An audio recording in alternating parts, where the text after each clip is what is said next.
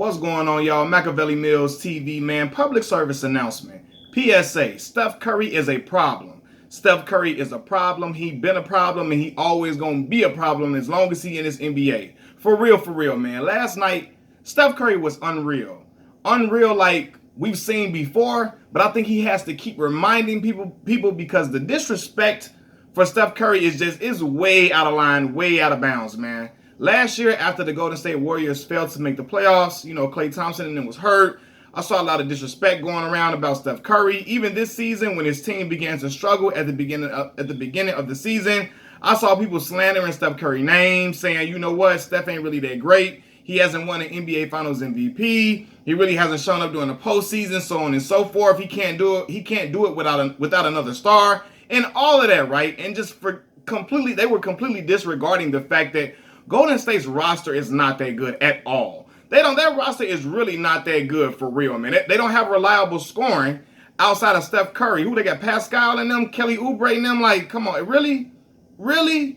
But for people to disrespect Steph Curry like that, they are out their damn mind. Last night, Steph Curry finished the game against the Dallas Mavericks with a stat line of 57 points, 5 assists, and 2 rebounds. But his 57 points was on 31 shots. 31 goddamn shots, y'all. Like, for real. The man was 11 of 19 from the three-point line. That's fucking ridiculous. I don't care who it is. I don't care who he playing against, so on and so forth. The man had 19 points. He had 11 threes. 11 threes and 57 points on 31 shots. He got 57 points in 37 minutes of play. Again, he got 57 points in 37 minutes of play. For real, who really doing that consistently? Who's doing that, right? On the season, Steph is averaging 29.4 points per game, 5.4 rebounds per game, and 6.1 assists. The Golden State Warriors are currently 12-11, which is great. Again, for this roster that they have comprised, this roster that they put together, this team is not very good when you look at the talent on this roster. They're not deep at all, and is missing their other main star, Klay Thompson. But despite all of that, Steph Curry still got them with 12 wins on the season. That's special. That is special to me. When you know basketball and when you look at the pieces together, you're like, damn, that's damn good for this roster. And it's nothing short of special. Steph is not just a shooter, because I hate when people just label certain players. Like, I remember Ray Allen, later on in his career, people would just like, oh, he was a shooter. He was much more than that. Like, Ray Allen could put the ball on the floor. He could boom on folks, right? Steph Curry is a great basketball player. He's much more than a shooter. He's a really great basketball player. In fact, his speed and his handles are extremely underrated. And what's crazy is, this season I'm watching his finishing at the rim. I'm watching how he finished at the rim, and it's even better than he did in his MVP season. His MVP seasons, I'm sorry. His finishing at the rim is even better now than his MVP seasons, right? And I really think Steph's game has evolved more this season than in his MVP season. Seeing him hoop like this is great for the NBA, man. Every time I watch Steph, I marvel because the man got the quickest release on a shot that I've ever seen. He got the quickest release on a shot that I've seen, for real. And he's extremely fun to watch, without question, right? When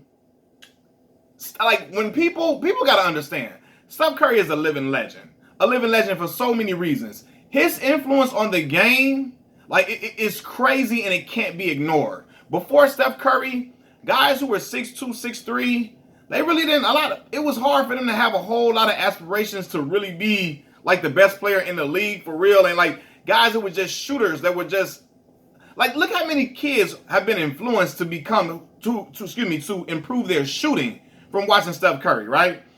Before this, it was all about the crossover. It was all about the dunk and athleticism. That was the highlight reel of basketball. Steph Curry has made the shots that he hit from the logo a staple of the game, for real. And he's turned that shot into a regular, normal shot for some guys now, But Steph was the first one to really be pulling those shots in regulation like it was nothing. Like it was nothing. With his team down, he pulled that shot, and he got the green light to do it, and Steve Kerr not pulling him out the game. Why? Because we know that young man can hit that shot, and he's capable of that. Again, he's a living legend, and we watching greatness. So we have to appreciate it as such. All that trying to throw him under the bus, clown him and all of that. Look, y'all know I'm the biggest LeBron James fan y'all will find, right? But if I diminish Steph Curry's legacy, that will also diminish LeBron James' legacy because he has a championship against Steph Curry's team, who had 70. What, they had 73 wins on it. They had 73 wins that season, and LeBron was down 3-1, and they came back and beat that squad. So if I diminish Steph Curry and say he's not all that great, he ain't all of that, it makes LeBron James' legacy look watered down. But nonetheless, this is not why I'm giving Steph Curry all this praise and kudos. I'm giving it to him because the man is like that. He like that. He official like a referee with a whistle. No lie. The man made 105 threes in a row in practice. The man made 105 threes in a row in practice, for crying out loud. That shit is hard to do on video games. You can't do that on 2K with Steph, right? So for him to do that in his regular, just normally just to do that in real time, it's freaking unbelievable, fam. Like, Steph he's normalized those deep shots from nearly half court, and he's just made the game so fun to watch, man. And I'm glad this is a season where he has the green light so guys can appreciate this young man for what he is and marvel at the talent that what we see, man. Like, look, man. Like, just remember how Steph's career started off with the ankle injuries. People not really sure about him. People don't know if he really going to be around like that. After he had that stellar career at Davidson, they looking like, I don't know, man. Is he going to survive just being in the backcourt with Monte Ellis? How is he going to, I guess, not evolve, but adapt to playing with Monte? Can he change? Well, all this. Is he going to be injury prone? And to come from that to be the first unanimous MVP, that shows you that he's special. I don't give a damn if he never won an NBA Finals MVP. To get a unanimous MVP, the first person to do that, that's extremely, like, come on, man. You know he the real deal. Steph is close to averaging 30 points per game on 50% shooting from the field, 40% from three, and 90% from the free throw line, right? If the Golden State Warriors make at a minimum, like the 5th seed, if they make the 5th seed in this Western Conference, while he averages close to those numbers, Steph got to be the league MVP. I don't care. I don't care what nobody else do. If he get this team to the 5th, if he get them to the 4th seed and he averaged 30 on 50% shooting, 40% from three, and 90% from the free throw line, you got to get that man the league MVP. You got to. Look at that roster, fam. Look at that roster. Y'all telling me that's a recipe for success? Hell no. Y'all know it ain't, man.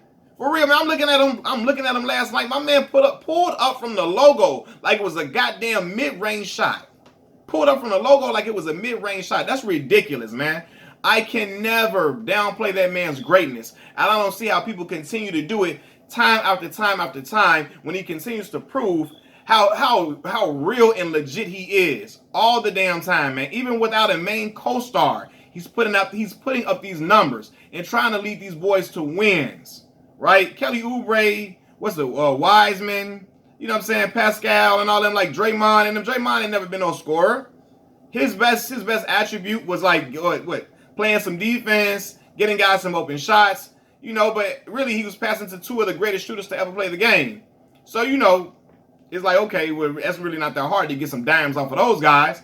But Draymond ain't no scorer. These dudes ain't real legit scorers. Steph Curry is, and he's showing y'all why he like that for real, man. Like, all the disrespect, I don't like it, man. I'm so glad he's performing like this to remind folks that y'all better remember who that man is and put some respect on his name. He's not a back-to-back MVP. He's not an MVP winner back-to-back for no reason. We didn't give him MVP for no damn reason, man. What you saw was real. What you experienced during those MVP seasons were real. And again, he's finishing at the rim even better than what he did during his MVP years, man. You got to pay attention. You got to watch these games, man. And really, you can say some bad officiating left them to lose this game last night, right? They lost the game despite his 57 points. But shit, sometimes it happens, right? We seen Devin Booker and them lose. Devin Booker lost when he put up 70. I seen LeBron lose after he put up 56. Sometimes it just happens, right? But nonetheless, man, like, you got to acknowledge that Steph Curry is a problem, and he's still a problem, man. I don't care. People like to disrespect that young man.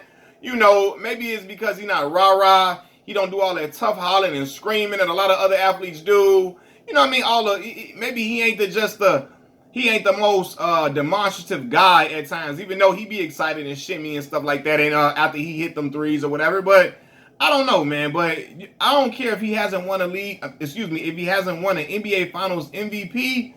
That dynasty, like those Golden State Warriors teams that was winning them championships, albeit KD came to those teams later, but that first time they got that chip, man, that was special, man. He was a staple of them teams, man. Them teams don't win without Steph. Them teams don't win without Steph. Man, Steph is a great point guard, one of the greatest point guards to ever play this game. He is one of the greatest. I'm not saying he's not the greatest, but he's one of the greatest point guards to ever play this game, man. And to see that from a kid that came from Davidson, we didn't know who the hell he was. We watched him in the NCAA tournament, and we're just, our minds were blown. And to see him become what he is now, and I feel like his game is still elevating and evolving, that's special. That's special. No matter what nobody try to take away from him, you cannot take that away from him. That young man is special. And I'm just glad to be able to witness his greatness. The same way I was glad to be able to witness the greatness of Kobe Bryant. I've been able to witness the greatness of LeBron James. I've been able to witness the greatness of Shaquille O'Neal, Tim Duncan, so on and so forth. All these great stars, Dirk Nowitzki, Dwayne Wade, I was able to witness all their greatness. You got to appreciate what you're watching and recognize what you're watching if you're a legit basketball fan for real. Machiavelli Mills TV, I'm out. Peace.